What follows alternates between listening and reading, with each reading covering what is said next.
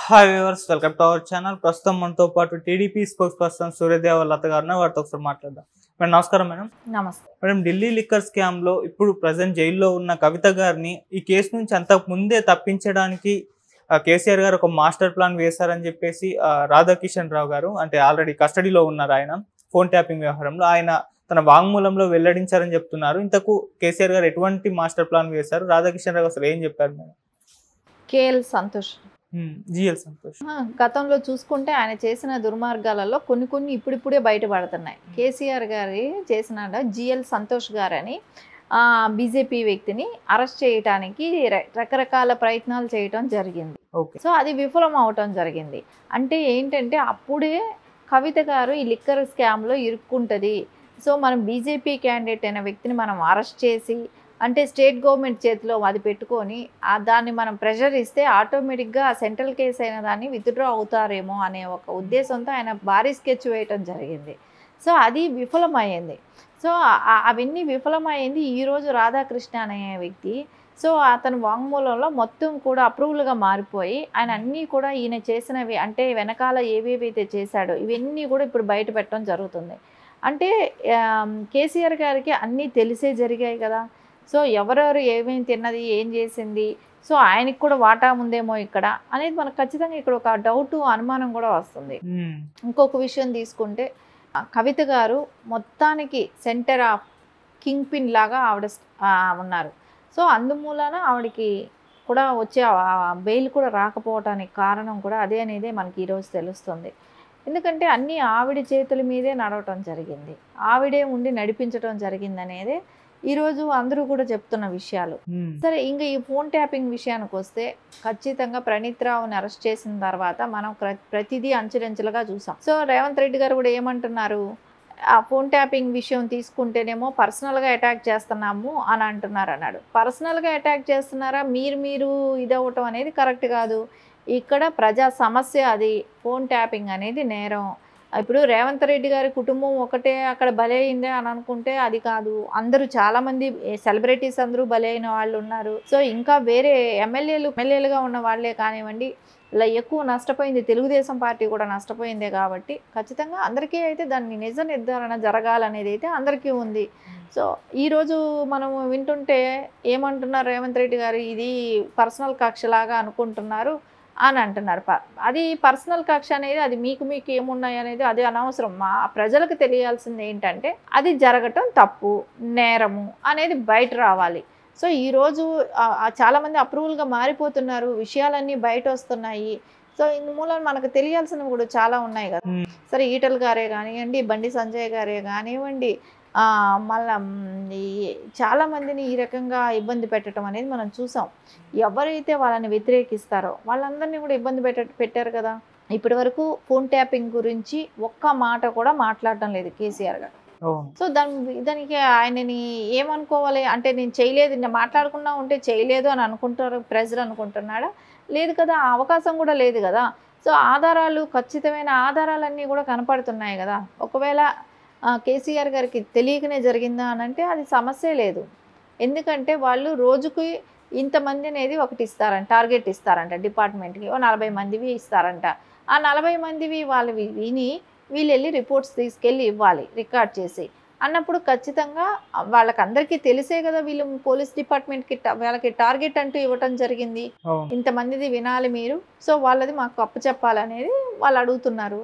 ఇవన్నీ కూడా నిజ నిర్ధారణ అంటూ అవుతుంది, చాలా వరకు అయ్యాయి కూడా. కానీ ఇంకా బయట రాకుండా ఎందుకున్నాయి, ఎందుకు ఇంత డిలే అవుతుంది, ఎవరి కోసం ఇంత డిలే చేస్తున్నారు, ఎప్పటికీ దీని గురించి పట్టించుకుంటారు? ఇదైతే తొందరగా ఇది తెలాలని ప్రజలందరికీ కూడా ఉంది. ఎందుకంటే ఇది చాలా చిన్న విషయం ఏం కాదు.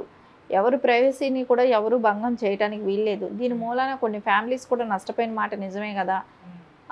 ఎమ్మెల్యేలు కుటుంబాలకు సంబంధించిన వాళ్ళ ఇవి కూడా రికార్డ్స్ వాళ్ళు స్వాధీనం చేసుకున్నారు. అంటే బ్లాక్ మెయిలింగ్ చేయటం. ఇంకొకటి, అపోజిషన్ పార్టీలు వాళ్ళ మనీ ఏమైనా ఉంటే వాళ్ళు ఎక్కడికైనా పంపిస్తున్నారా, అవన్నీ అవన్నీ మనీ కూడా సీజ్ చేసిన అవకాశం కూడా కనపడిందని చెప్పుకుంటున్నారు. అంటే ఇవన్నీ ఫోన్ ట్యాపింగ్ మూలానే. సో వాళ్ళ పర్సనల్ విషయాలన్నీ కూడా వీళ్ళు ఎంటర్ అవ్వటమే కానివ్వండి, ఇవన్నీ చేయటం కూడా జరిగింది. ఖచ్చితంగా అన్నీ కేసీఆర్ గారు దగ్గరుండి చేయించినట్టే కనపడుతుంది. రోజు రిపోర్ట్ రోజు ఆయనకి ఖచ్చితంగా కనపడుతుంది. ఆయన ఆయన ఎమ్మెల్యేలతో కానివ్వండి, కూర్చోపెట్టి మాట్లాడించడానికి కొంతమంది బీజేపీ నాయకుల్ని అక్కడికి తీసుకురావడానికే కానివ్వండి, ఆయన ఆ ప్లేస్లో మొత్తం సీసీ కెమెరాలన్నీ ఫిట్ చేసి ఆ ప్లేస్లో వాళ్ళని బీజేపీ వాళ్ళని తీసుకొచ్చి కూర్చోపెట్టేటప్పుడు సో దాని మీద కేసు బరాయించవచ్చు. అంటే వాళ్ళు ప్రలోభ పెట్టి ఎమ్మెల్యే క్యాండిడేట్లను కొంటున్నారు అనే ఒక భ్రమ కల్పించి సో వాళ్ళ మీద కేసు పెట్టాలనే ప్రయత్నం జరిగింది గతంలో. అది ఫెయిల్ అయ్యింది.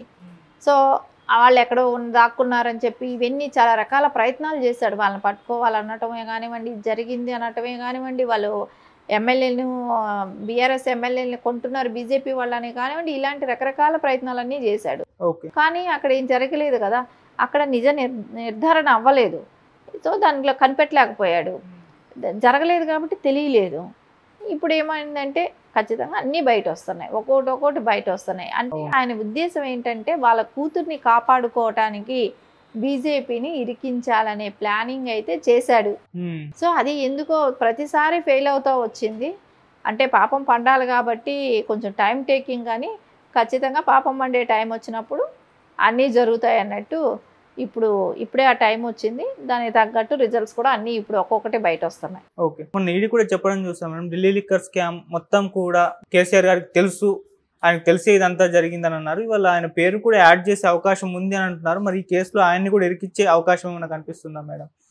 ఎందుకంటే ఆయన కవితను తప్పించడానికి చేసిన ప్రయత్నాలే కానివ్వండి, అంటే బీజేపీని ఎలా ఇరికించాలనే ప్రయత్నాలే కానివ్వండి, అంటే దానిలో ఆయన కూడా ఉన్నాడేమో, ఇన్వాల్వ్మెంట్ ఉందేమో. దీనిలో సెంటర్ ఆఫ్ పాయింటే కవిత గారు అన్నప్పుడు కింగ్ పిన్నే ఆవిడైనప్పుడు ఆవిడ వెనకాల ఉండి నడిపించిన వాళ్ళు ఎవరవుతారు?